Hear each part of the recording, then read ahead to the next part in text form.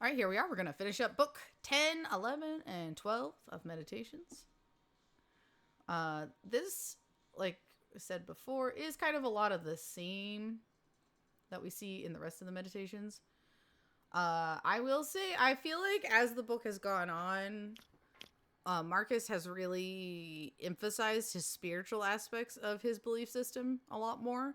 And especially in book 10 and a little bit in 12, he talks about his belief in the gods and how that affects his, I guess, who he is a bit more, and just really emphasizes it. And I don't know if that's corresponding with maybe the time in his life. Is he older when he writes these books? Is he going through time of death? You know, like, because he does seem to focus in more on mortality and death in these books. So I'm wondering if he's just either losing people around him or otherwise kind of, you know, coming to the end of his own natural lifespan. Yeah, lots of impermanence in here. So lots of that topic will come in. And I highlighted a couple things, but now that I'm looking at them again, I'm like, about these highlights. Oh, I thought this was interesting.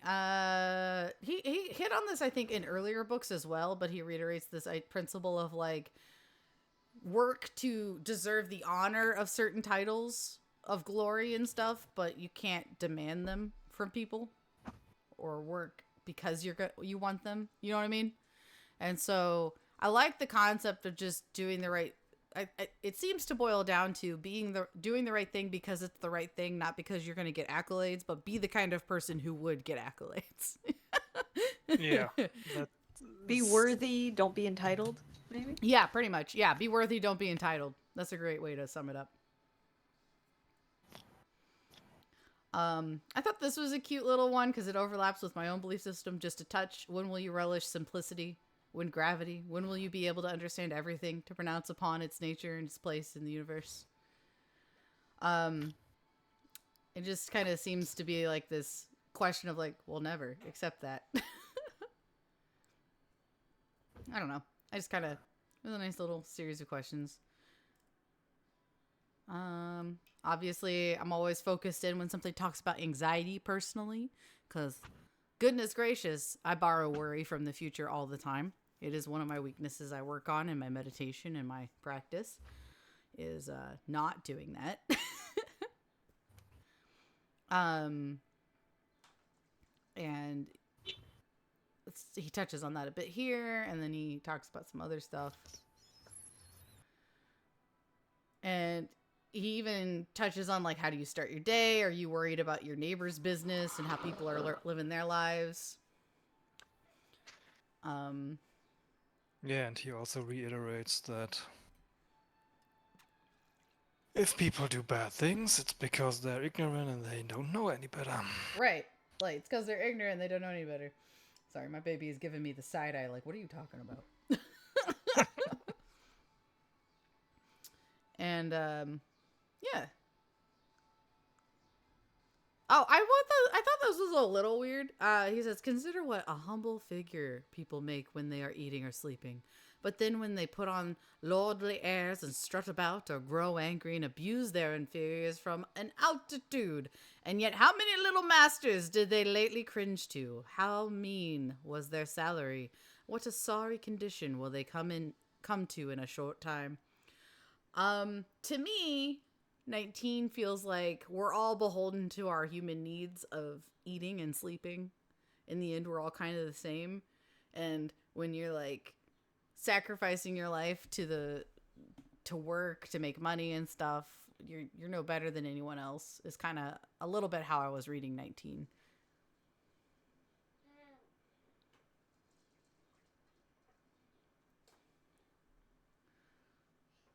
I read I it like, mhm. yeah, basically, we are all, or most people anyway, are slaves to their circumstances. Oh, that's a good way to put Like, it. Mhm. um, on the one hand, they are they are just going about their day or sleeping or eating, but then, oh no, they grow angry and abuse their others. But at the same time, why are they angry? Maybe because they had bad experience. They were troubled about money or something, and Yeah. so on and so forth. Mm-hmm. So yeah, moods shift like the tides.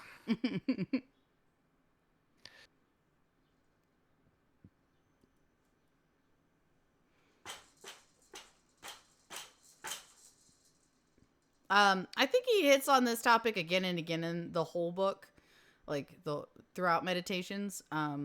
You know, when anybody's misbehavior disturbs you, just kind of like what you're saying of what you pointed out with the ignorance and people are ignorant because they act this way because they are this way. So like when anybody's misbehaviors disturb you, immediately turn to yourself and bethink you whether you have not been guilty of the same fault. And I think Yeah, that is a really good truth, no matter like where you're coming from. Of it's sometimes a the bit. thing that annoys us the most in others is the thing that we're doing or guilty of. Yeah, ye who uh, have not sinned cast the first stone, or whatever Mm-hmm. did Jesus say? Yeah, exactly. Yeah, yeah, yeah.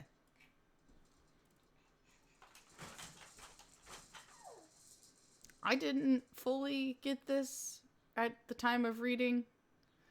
Um, says, in short, I would have you remember that no citizen can receive any damage by that which does not affect the community. Neither can the community suffer unless the laws suffer too. But these misfortunes, as they are called, do not violate the laws, therefore they do not hurt the community, nor by consequence the citizen. Hmm. Yeah, I don't know what to make of that either. Maybe on the one hand, things are interconnected, so if one part of the whole suffers, then that affects the entirety, but mm, Yeah. My gut instinct is that it's just this idea of starting to see things not as individuals but as a whole and how they all interconnect and weave together.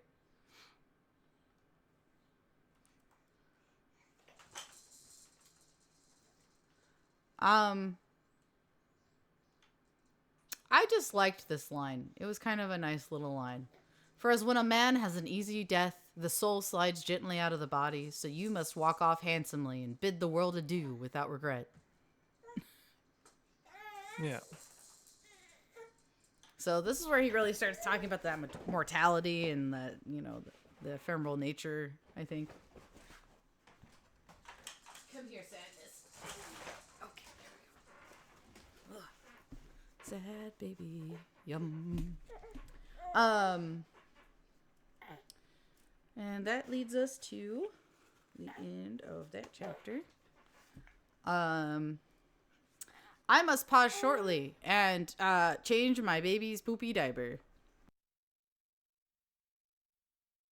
Well, I'm glad I'm not in your place then.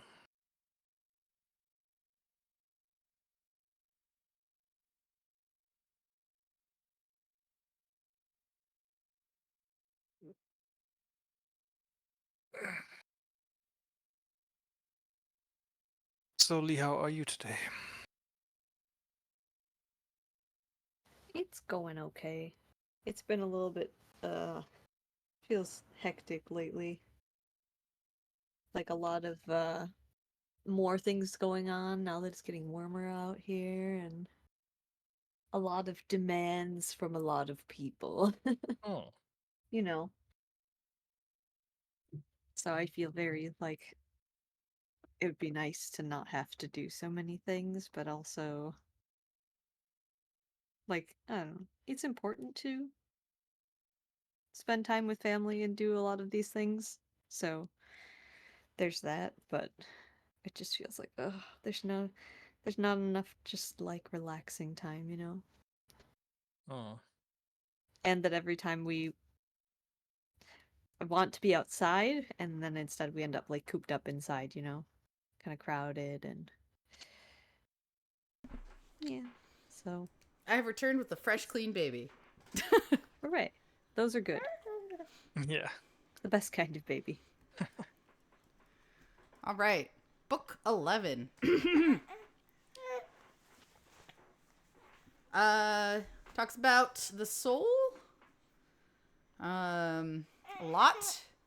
These last two books kind of, like I said, I really feel like he's just contemplating his own mortality like more thoroughly in these last two books. Come here, Sadness. Sadness. Oh. Sorry, guys. No worries. Fresh, clean baby has other needs. Yeah, now it's bottle time.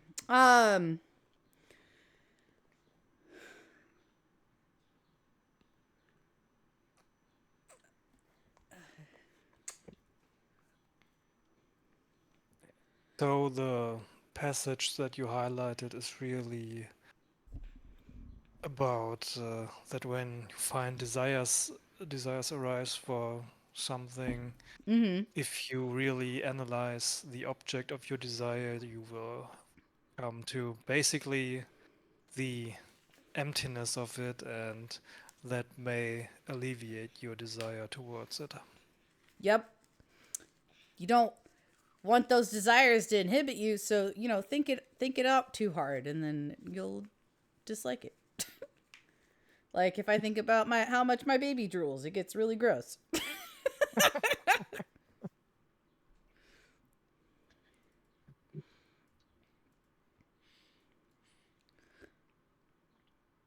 Gets really poetic in book 11. Just little notes here and there. I do like number 7 here that I highlighted. Very much this, you have kind of all of the tools within you now to reach enlightenment mentality that comes with a lot of things in Buddhism, I think. Nothing is clearer to me than the present state of your life is as good for philosophy and improvement as any other whatsoever.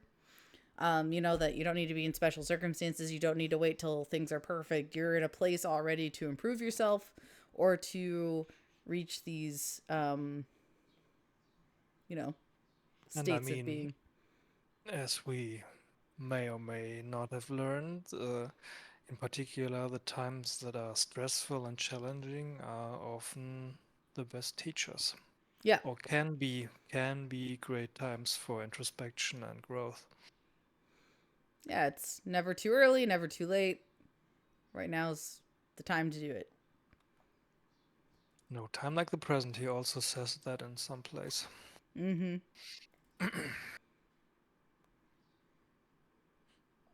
I do like this line, nature falls short of art in no instance, art being but an imitation of nature. Love that. I mean, everything is art mentality.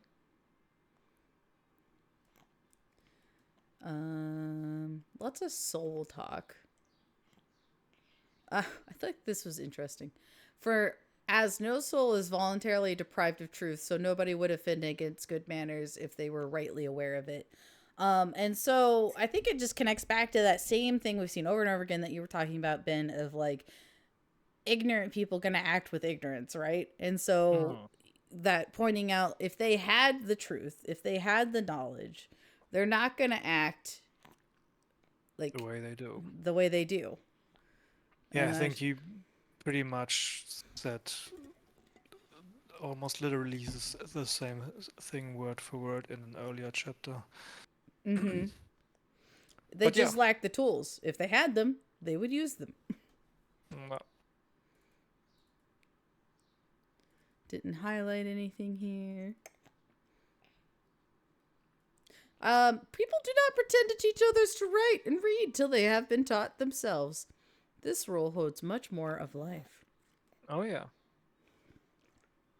Basically, if you don't know what you're talking about, shut the hell up. Just shut up. Then we have our favorite Epictetus over here. Yeah. He references Epictetus a lot in these last few lines, several times. A couple other philosophers like Xanthippe and Socrates. Nobody can rob another of his free will, yeah. Mm-hmm. And that was book 11. Very spiritual, very, very virtue-y, very people dumb, so don't be dumb. Welcome to book 12, the final book of meditations.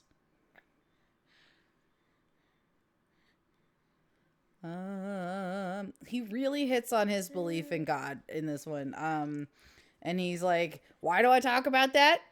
I have a soul and I don't question that. Why would I question God? Yeah, well, I feel we need to differentiate a bit because on the one hand, he talks about the gods, like the Roman gods, but I Yeah. feel like when he's talking about the god, he's actually talking about this reason or this logos or what have you, and I think this may be perhaps a liberty the translator took to equate this thing with God. I think that's a good point. That's a really excellent thing to point out. Yeah, is it also that kind of nature of the universe type of thing that he was talking about earlier too? Yeah. I think so. Yeah, that's all Should we pointing in the should we same direction. compare? We can. Sure. Is this a pull out the other translation moment? Yeah, what did he actually say? What was the other translation? Now, what did he really say? We try to see what's common in between them and what is not. Oh wait, book 12. Okay.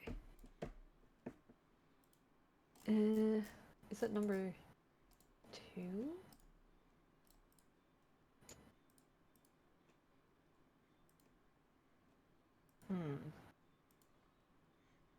They said God in this one too, Oh, but interesting. I guess the question would be like, what are they translating as God then? Wait, there's a little footnote here. Where is it? Yeah, I find it, Referencing but I still nature. find it weird to talk about God when the Romans were not monotheists, as far as I'm aware. Mm-hmm. No. And he said the gods many times before too. He Yeah, does. yeah, He and- goes back and forth a lot. And I think Ben might have it where the God that Marcus is probably referring to is that logos or that nature of the universe, right?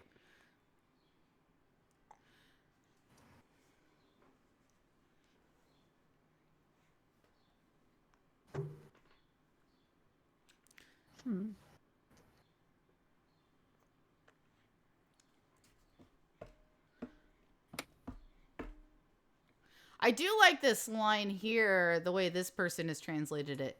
When you see the flesh when you see through the flesh that covers you, will you be unsettled by clothing, mansions, celebrity, the painted sets, the costume cupboard? I delight in this personally. I that is such a good way to. I don't know. That's such a delightful translation.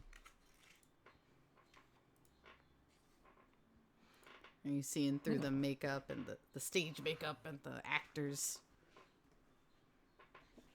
yeah. Oh, that's a good translation. You know, if I had time to read multiple translations of every book ever, I would. But alas. Just learn the language, Des. Yeah, you're right. I just need to go back and learn every ancient language. Yeah, that's This is a failing on my part. Clearly, I'll just let my son do it, and he can tell me about it later in life. I liked this little sentiment. I have often wondered how it comes to pass that everybody should love themselves best, and yet value their neighbor's opinion about themselves more than their own. yeah, that's a good one. That's a pretty solid, in my opinion. Very good moment.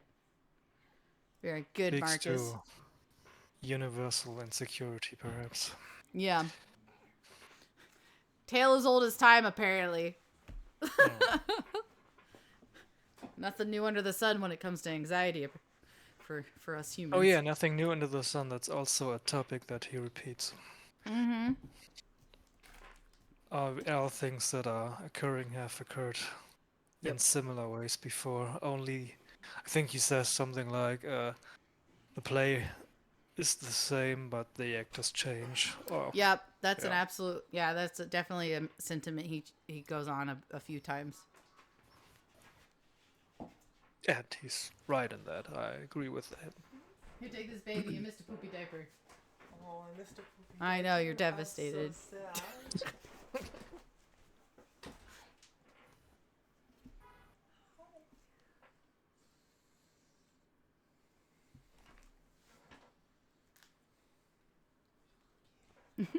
All right. Yeah, I think definitely see that several times. I personally, I do like getting to the truth of things, and so where he says, "Don't be satisfied with superficial view of things, but penetrate into their matter and form, and the end they were made for." And I like that a lot because I think it reflects some of what I achieve through my practice, which is that I'm not just experiencing the surface of things. And so mostly I reflect on like my interactions with my students and how oftentimes when I allow myself to really feel a lot of loving kindness for them, I'm not just focused on the surface annoyances or troubles that I'm feeling in the classroom, but I go beyond that to feel more deeply about it and perceive them as a whole being rather than as an annoying teenager. Hmm. And so I know that's not quite what he's getting at, and there's a little bit more there, but I have what I have as far as my experiences go.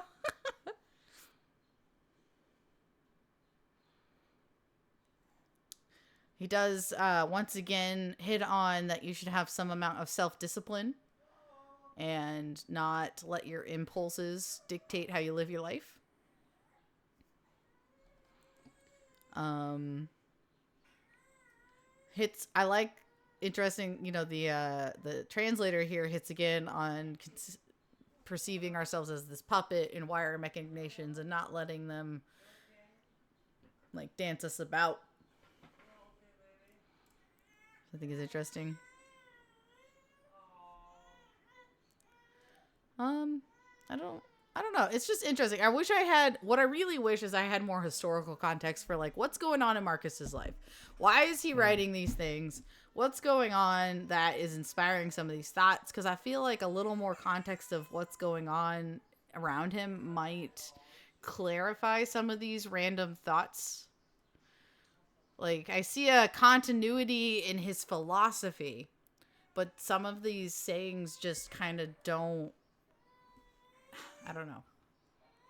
They feel very specific, you mean? Yeah, And they feel too specific. Like I want to know more context so I can really absorb what's going on here. mm, Um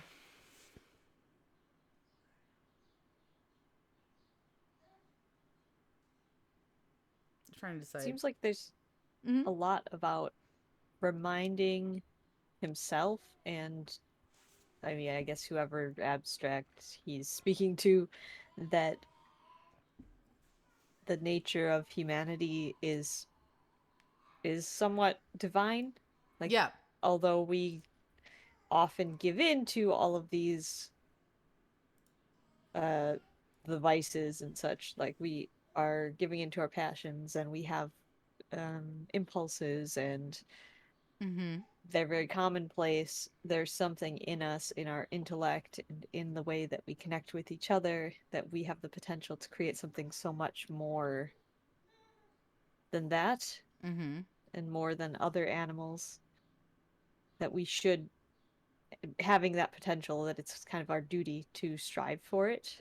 Mhm. And which, yeah, I mean, that could come from thinking about mortality, it could also be him once again struggling with his role too, I think. Mm-hmm. Or watching other people who aren't living up to it, especially as he mentions other people of like high status, and they're just not doing what they should do. Well, so if I take this down to a level of as a worker, what I'm getting from some of what you're saying is that it's not unlike when you're at a job, but you're the only one following the rules, if that makes sense, or following the standards. I've been in positions before where it feels like no one else is doing what we're instructed to do. Do you know what I mean? Mm-hmm. Yeah, And absolutely. it can be wearing to continue to do that in spite of all the people around you who've lowered their standards, who are not doing the expected role to the fullest. You know what I mean? And Yeah, like the so, and people who are there for a paycheck versus doing that, actually doing a like, good job. yeah, doing the job to the best you can do it because it's worth doing right. And so, in many ways, and I'm absolutely guilty of just coasting sometimes because I'm burnt out sometimes, and that's just how it goes. And I assume others get burnt out or exhausted, but oftentimes I want to be good at my job because being good at my job is worth it. Because if I am good at my job, the best case scenario is so worth it. Because I'm a teacher, right? And in the best case scenario, I could really help plant the seeds of success in a student, right? And so that's worth it to me. That's been worth the headache, the pain, the obstacles. But and I fear the worst case scenario where I become one of the people in their life that sets them down a bad course because I've crushed their spirit in some way. And so I imagine in a position of power like Marcus Aurelius, he's seeing both ends of the spectrum, right? Probably striving to do the best he can, even though he may not always want to do it. And then watching others who are coasting or getting by, and probably, whether they mean to or not, causing more suffering.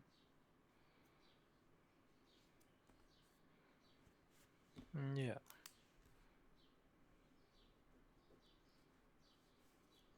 Yeah. And that's my takeaway.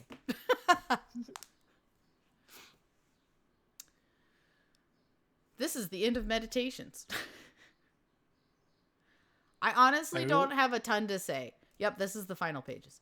Yeah, I really like the last sentence. I mean, basically, again, very heavily leaning on the spiritual thing, and yeah, basically referring to, in this, at least in translation, to God again. Mm-hmm. He that ordered the opening of the first scene now gives the sign for shutting up the last. You are neither accountable for one or the other. Therefore retire well satisfied, for he by whom you are dismissed is satisfied too. I like that. It's very, again, pointing to that underlying harmony of the universe and nature. I'm really digging this other translation too. Like the impresario ringing down the curtain on an actor. But I've only gotten through 3 acts. Yes, this will be a drama in 3 acts. The length fixed by the power that directed your creation and now directs your dissolution. Neither was yours to determine. So make your exit with grace, the same grace shown to you. Fancy. Well, Both are good though. I do like both on both sides translations. It's just they're kind of different almost. There are things I think you could pull from this other translation on the white pages and make almost a like a film drama. Like I can see some cool cinematography in my mind's eye going in with some of these moments, and you almost do a. Anyway, I've got a whole thing in my head now. On the play of life. On the play of life. Yeah. Overall, pretty decent book. I definitely enjoyed it much more than one of the other Stoic-based books we tried to read. yeah. Some good little overlaps with what I believe to be truth. A couple things that I think are a little out there, but not terribly wrong. You know what I mean? Like, I don't think somebody following this philosophy is living a bad life. so I probably wouldn't try to deter them from it. Oh. Uh, Unless they misunderstand it grossly and do right, but cause so. I'd look at Marcus Aurelius' life, and I think he did fine. Like, this is good. um,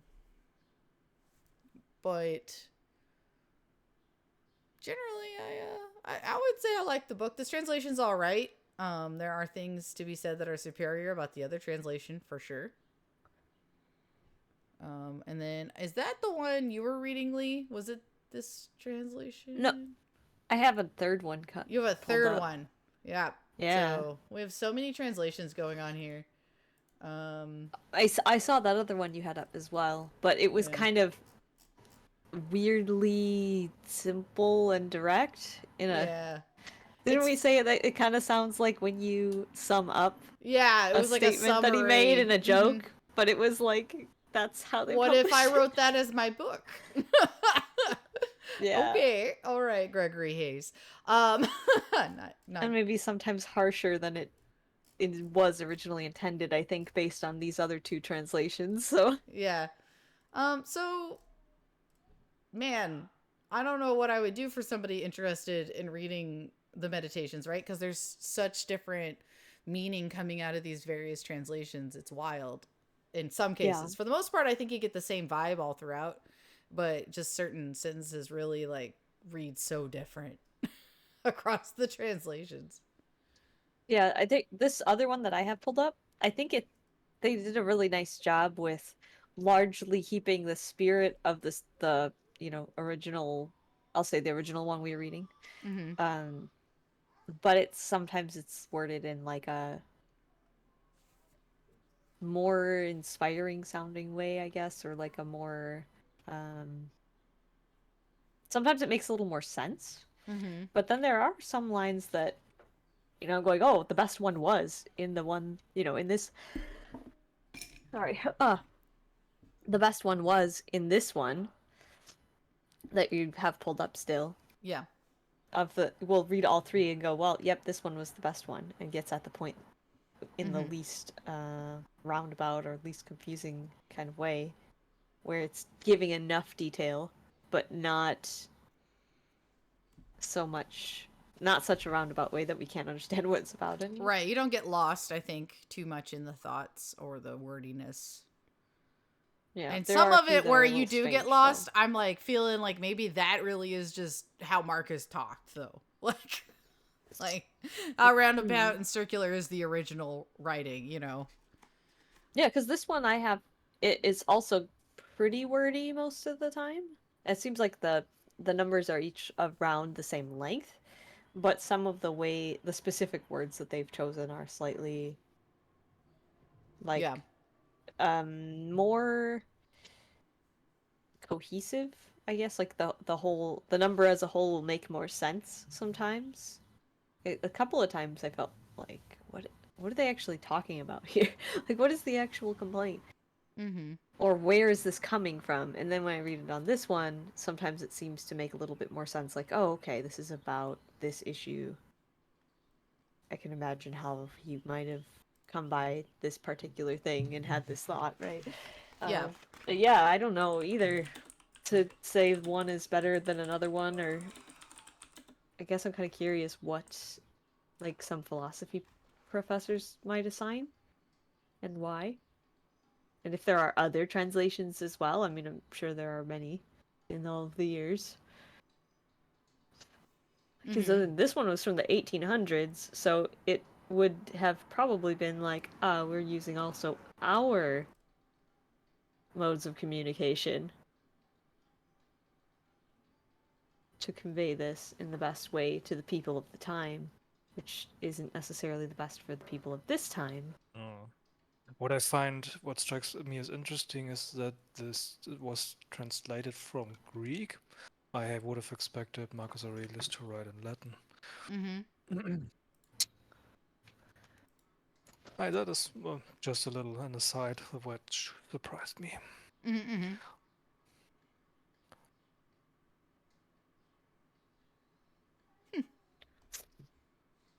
Go team. Go team.